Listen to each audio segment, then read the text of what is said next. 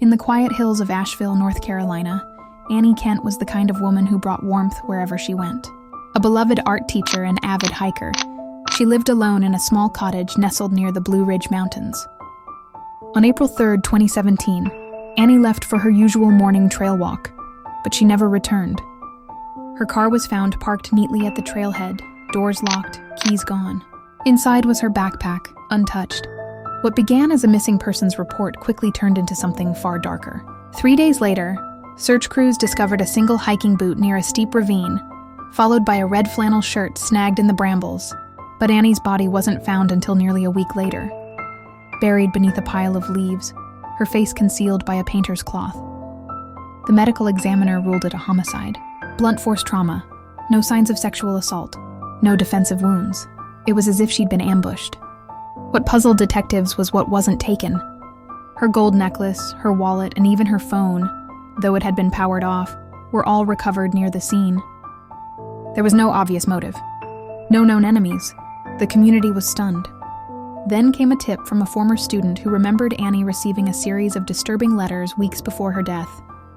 The handwriting was frantic, obsessive. She never reported them. The biggest shock came when police traced the letters to a name they recognized. Eli Morin, a reclusive local artist who once shared a studio with Annie. They'd had a falling out years earlier over accusations of plagiarism. Eli claimed he hadn't seen her in over 2 years, but buried within Annie's email drafts was a chilling unsent message. Eli's back. He knows where I walk. I don't feel safe. A search of Eli's property turned up more than anyone expected. Beneath a false floor in his studio was a box of Annie's personal belongings. Her scarf, paintbrushes, even a sketch she'd signed just weeks before her death. But the twist? DNA on the items didn't match Eli.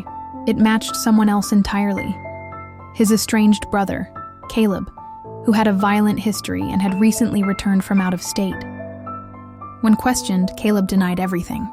But surveillance footage from a gas station 2 miles from the trailhead showed a man matching his description, tossing what appeared to be a blood-stained tarp into a dumpster. The contents were never recovered. To this day, Caleb has never been charged. Eli left town and vanished off the grid. Annie Kent's case remains technically unsolved, but the evidence points to a twisted betrayal, one that began with art and ended in silence.